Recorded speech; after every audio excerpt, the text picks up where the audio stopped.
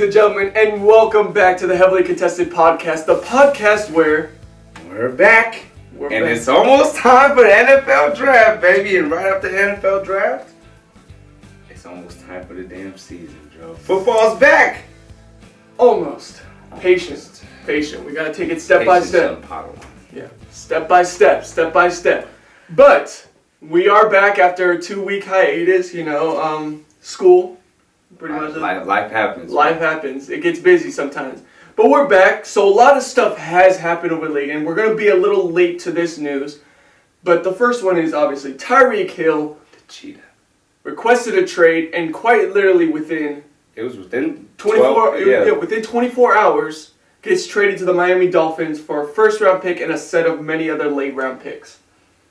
What do you think about this, Travis? See, this is the thing. Yes, okay, Tyreek Hill, he's a cheetah. He's great. He's amazing, right? Mm-hmm. The Chiefs need to understand, yes, we have Travis Kelce. Who else do you have on offense besides Patrick Mahomes? That's really amazing that you would believe in. McCole Hardman. You don't really have nobody else to really take the top off, to really take a bunch of targets besides Travis Kelce. Mm-hmm. So, the way that I feel about it is you just got to pay the man. He's a cheetah. He's arguably the best. Mm-hmm. Most people are going to say no. Yeah. But he arguably the best. Pay him the damn money. That's how I feel about it. That's how you feel. Now, the Dolphins on the other side. This is a good step for them. Mm-hmm. Because Tua, he's been kind of trash. He's been kind of okay. Now you got a star player. No excuses. You got Jalen Waddle and Tyreek Hill. Mm-hmm. If you're trash now, you're gone. Yeah. No, this is it. No, this is it for the Dolphins. It's playoff or bust. Yeah. And they got Teron Armstead too, didn't they? Yeah, so here's the thing. They did everything for Tua. They chose Tua over Brian Flores. Mm. Remember, Brian Flores even mentioned early on where technically Brian Flores was right. He wanted Justin Herbert instead of Tua Tagovailoa. They went with Tua Tagovailoa. Obviously, Brian Flores wasn't okay with that. I imagine the success Justin Herbert had insinuated that as well. It definitely pissed him off a little bit. But there was obviously disputes about that, and they chose Tua Tagovailoa over Brian Flores. And not only that, then they go with a head coach who is a O-coordinator from a former 49ers offense. I think that was a bad signing, too. I think it was actually a good signing. I think it was you think it was a good one? I mean, anything when you get under that Shanahan system, we've seen the success of Sean McVay. Sean McVay's quarterback coach. He seems like a smart guy, like he knows what he's doing, but he doesn't look like a leader of men to me. That's the only thing I just don't. I don't. We'll see about it. Here's the thing. I said the same thing about Zach Taylor for the Bengals because he was Sean McVay's quarterback coach, and I didn't think he looked like a good leader either. They went to the Super Bowl this year, and it was definitely thanks to his coaching, and that happened later in those playoff games. So, room to grow and develop. So they go with that as well. Not only that, then they get a plethora of running backs. So now your running game has no shortage of backs. You still have Gaskin. You have now Raheem Mostert. They got a long list. Yeah, Edmonds it's a lot of people over there. Yeah, it's a lot of people on that Miami Dolphins. So the run game, one of those running backs is going to hit. Somebody got to do it. Somebody got to do it. Yeah, and now you got an O-lineman as well. So the run game should be having that support now. Now you have a top 10 receiver on one side, a young, fast. It's two fast guys. It's talent on both sides. Jalen Waddle, who has the potential to definitely be a top 10 receiver at some point in his career. Yeah. And then you still have a couple young guys as well to go along with that. But there's only one question about this whole offense. Mm-hmm. And that's Tua Tagovailoa. So do you think he's going to... No. That was quick. I'm going to tell you this right now. Tyreek Hill, I think he'll still have a good season. Jalen Waddle will still have a good season. But Tua is definitely trash. Mm-hmm. I'm not a believer. Alabama has never produced good quarterbacks. The last time they produced a good quarterback was years ago. Mac Jones is a system quarterback. Yeah. He can't go out of that system. Tua is just trash. So I'm sorry, Tua. Good luck with Tyreek, and Tyreek, I wish the best for you, but you should stay in KC. I don't think Tua's going to be awful. especially with it's hard to not be successful when you get a system like that and you get weapons like that. But I don't expect Tua to all of a sudden surge into greatness either. I expect him to be like Mitchell Trubisky back. I know that may seem like a bad comparison. First of all, I don't hate Trubisky as much as many people do, but like how Mitchell Trubisky looked when the Bears went to the playoffs that year. Oh, solid. Serviceable. He looked solid. He looked solid. He was serviceable. You know, he had Allen Robinson who still had a 1,000-yard receiving season. Yeah. You know, you had a couple other weapons there. It made him serviceable. Like a great backup. An amazing backup. I mean, not like if he came in, like if your quarterback get Trubisky injured, in that season, Trubisky was like a top 20 quarterback that year. You know, that's how I see Tua. I don't see Tua jumping up all of a sudden to like top 15 status or top 10 status. I don't see it, you know, from him. But I do think it's also hard not to succeed when you got a system like this with weapons like that. Well, we'll He's see what Mike find McDaniels success. does. Yeah, we'll see what Mike McDaniels does. Now, what this means for the Chiefs. Now, you already kind of mentioned, like, this wasn't a good move by Kansas City. Mm-hmm. If Kansas City plays this right, they can survive from this move. Here's what I'll say. Tyreek Hill is going to miss Mahomes a lot more than Mahomes is going to miss Tyreek Hill. Because there are many, many examples of this. Mahomes is 8-1 when Tyreek Hill isn't there. Mm-hmm. The Chiefs still win games. They still got weapons. Remember when Tyreek Hill had the allegations, you know? Yeah. Back then he missed those first 4 games. They drafted McCold Hardman just because of that moment. Mahomes still succeeded. Mm-hmm. You know, and here's the thing about McCold Hardman. He's still fast enough to be that deep threat. Is he going to be as versatile as Tyreek Hill proved to be? No. But he could still be someone to take the top off a defense. They got Juju Smith-Schuster, who, while overhated because of his corny TikTok dances, as we'll say, is still a viable player. He's still a very talented receiver. Not to mention the fact now you have 2 draft picks. One that could possibly be used on a receiver in the draft. Who knows? Jameson Williams. Yeah, who knows who's still available. I was going to say Chris Olave, but Olave is probably going to be out earlier in the draft. I imagine someone's going to take him earlier on. But then there's also still some weapons there. OBJ's still available. Jarvis Landry's still available. You know, you could still get a late signing. Cole Beasley. Kind of create a bit of a receiving core still. The thing is about the Chiefs is because they had the fact that they had Tyreek Hill and Travis Kelce, it didn't create a strong overall receiving core besides those 2. This move from Tyreek saves you money from having to pay that big contract, but can also give you a chance to build up a more... You could have variety. A more widespread receiving core. Yes. Other targets to throw to. So in games like the AFC Championship, when Tyreek Hill is double-teamed, like he was in that game, and rendered into basically not being able to do anything in that game, Mahomes has other options to go to. So maybe you got a Juju, a Cole Beasley, Jarvis Landry, and you got a bunch of different receivers. Now you can spread them all around. In the end, Patrick Mahomes is still the best quarterback in the NFL. This move doesn't change that. He still has Andy Reid as his head coach. He still has Travis Kelce as his go-to weapon. He still has the best arm talent we've possibly seen ever from a quarterback. The Chiefs are going to survive from this. I just don't. And for me, I just feel like they're not going to be trash. The Chiefs, they're not going to be trash. The only thing I'm a little scared of is Travis Kelce's production. Mm-hmm. And now he doesn't really have someone to take attention off of him right now. Mm-hmm. Juju, we're okay with having Juju one-on-one. He's going to win 40 to 50% of the time. Yeah. And who knows if Juju finds more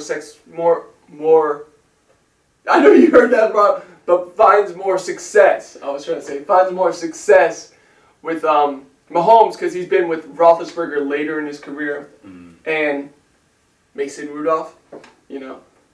So, yeah, it's very interesting to see. It is. So, overall, though, I do believe, this could be a very good move for the Dolphins. I think Mahomes is going to be just fine. I think people are going to over-exaggerate how much this is going to affect Mahomes, especially if the Chiefs make the right moves. This could turn out to be a very big win because not only did you get a first-round pick, you got a plethora you got a bunch of other later-round picks. And those picks can either be turned around to trade for a player or sometimes the best players are found late in the round anyways. Yes. Yeah. Best players, Alvin Kamara, third round. Other guys worth mentioning. Now, there's another situation, Dro, where this could happen again. There's been some steamy exchanges going on behind the scenes. We don't really know what's going on behind the scenes. Mm-hmm. About a month ago, there was big talks. There's this guy. He's a big swole dude. He lives in the Santa Clara, San Jose area. Mm-hmm. And he went on a television show and he said, yeah, you know what? I want to be paid as a wide receiver. A lot of people say I'm a running back. Some people say I'm a receiver. I call myself a wide back. Mm-hmm. But I want to be paid like a wide receiver. I want the Devontae Adams, the Tyreek Hill, the Stephon Diggs. Mm-hmm. And it's looking like he might not be getting that money and he's not happy. So Deebo Samuel just did the Kyler Murray thing and took off all the 49ers stuff. Yeah. How much do you think that means? Anything? Or are you scared at all? I have two questions for you. Where's Kyler Murray right now? Kyler Murray's on the Cardinals. Still with the Cardinals, training in their facility, training with J.J. Watt. Mm-hmm. Okay, that's my first question answered. Second one, do I look worried? I'm not worried. I'm actually not worried. Here's the thing.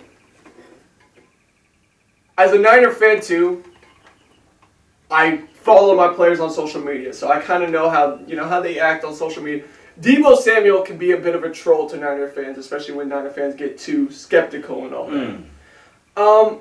That's the first thing. Second thing is, it's April right now. Jimmy Garoppolo is still on the team.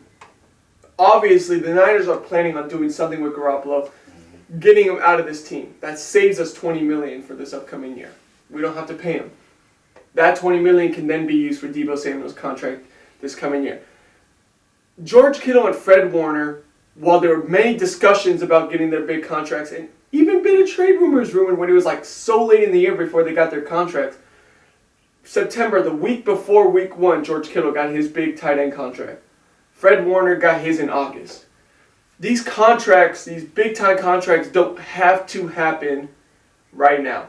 Just because Diggs, Adams, and Tyreek have been getting the contracts really early on in the offseason, which is kind of unlike many other offseasons that have happened before it, doesn't mean that Deebo isn't going to get his.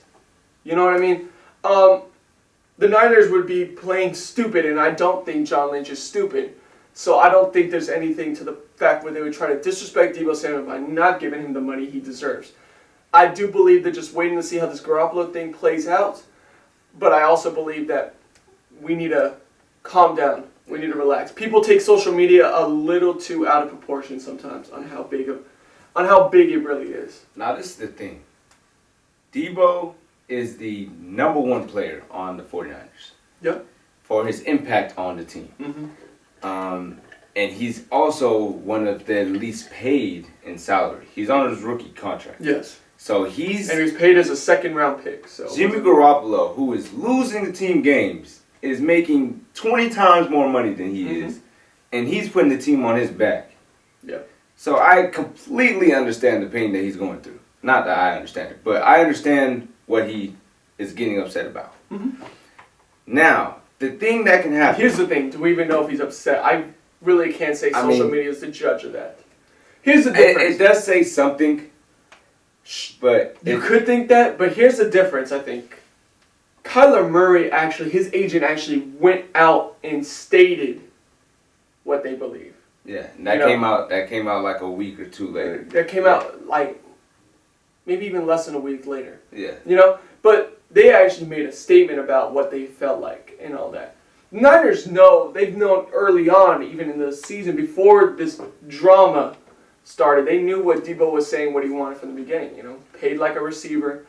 He wants to be kind of the highest paid receiver on the team. He definitely should be. And kind of one of the highest paid in the league because of the fact that he's not just a receiver, he's also a running back as well. Yeah. So he's made it clear from the beginning about that. Yeah.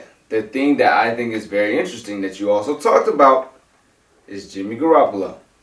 Mm-hmm. That contract means a lot. Mm-hmm. Because if Jimmy Garoppolo is not taking off these books, yep.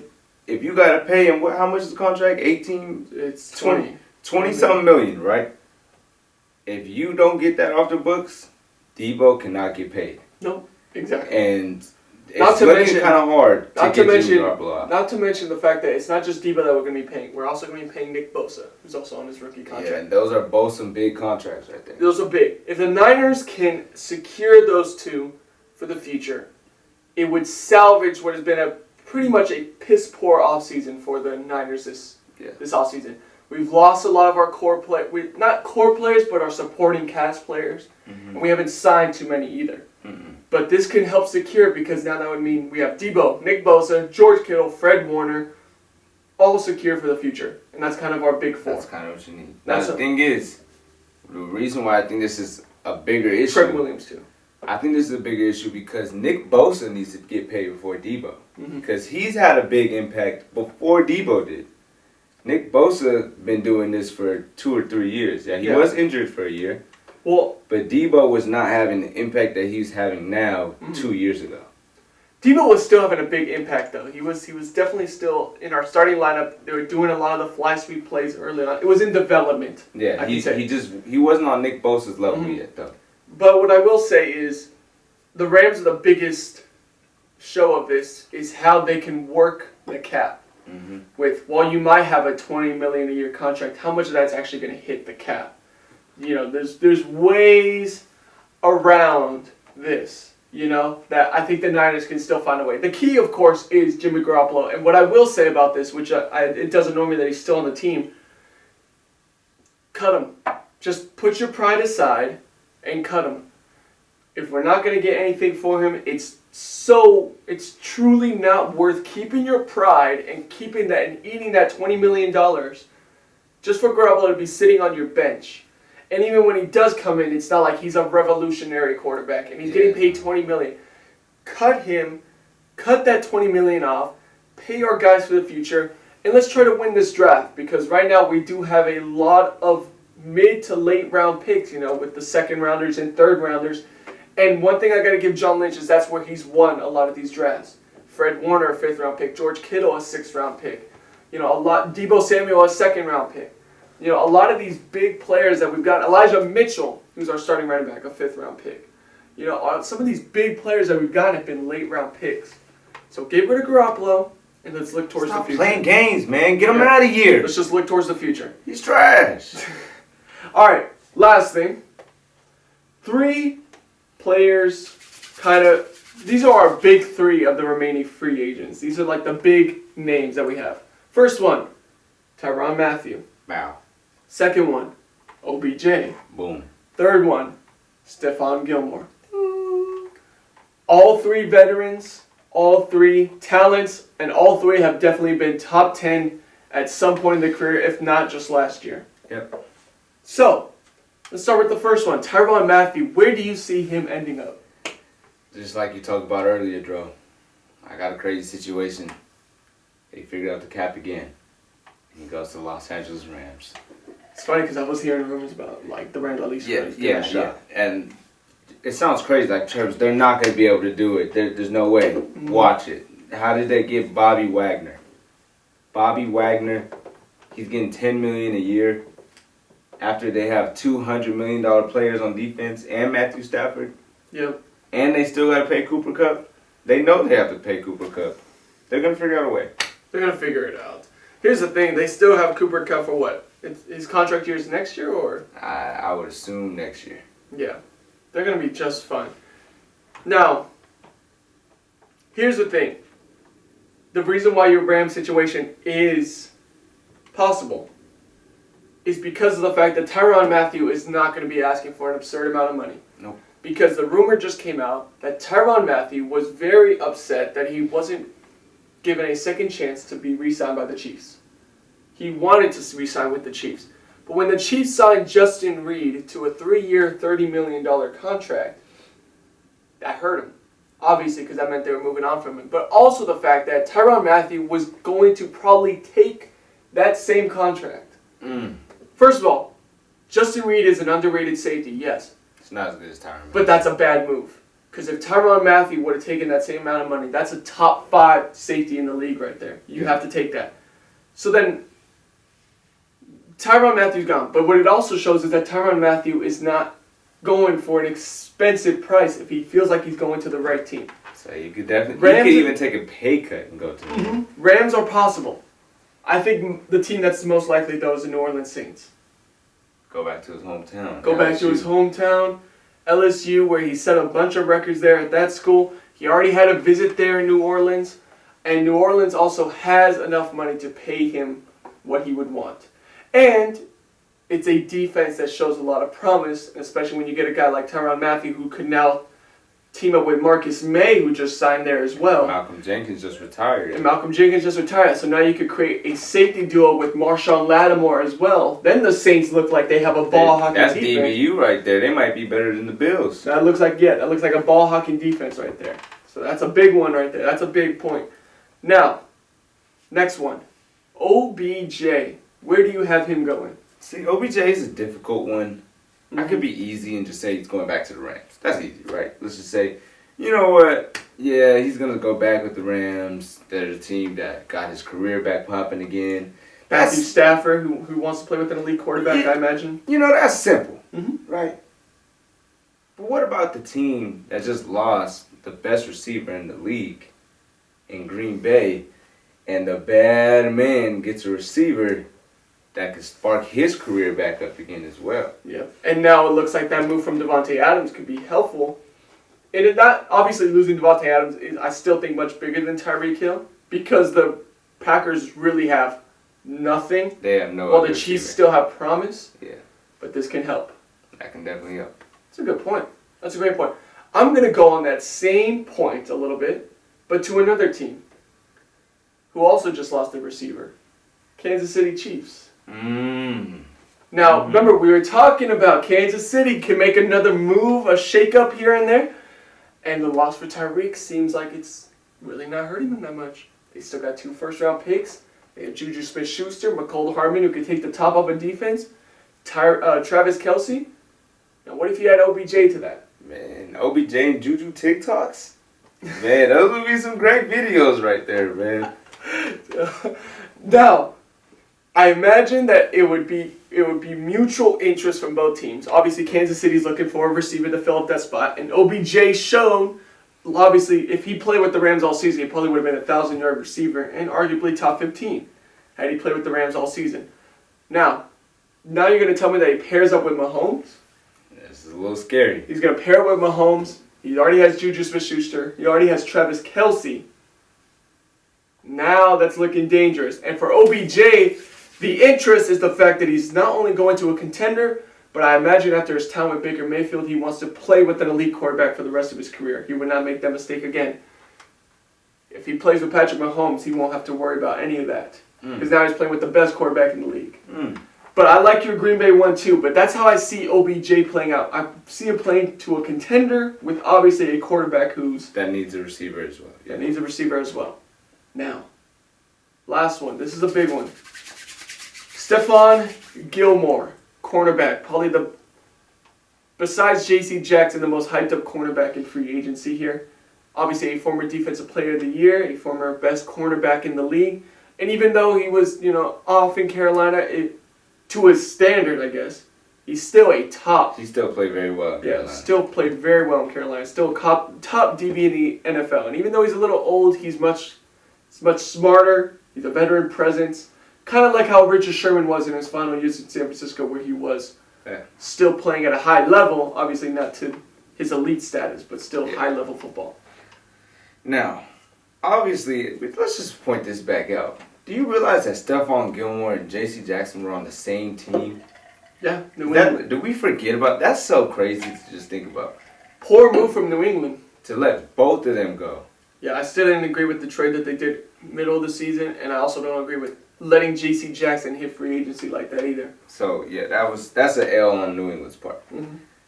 The team that I got is the team that I believe has been the best chances to happen this entire time. And that's my team, the Raiders. Now, listen.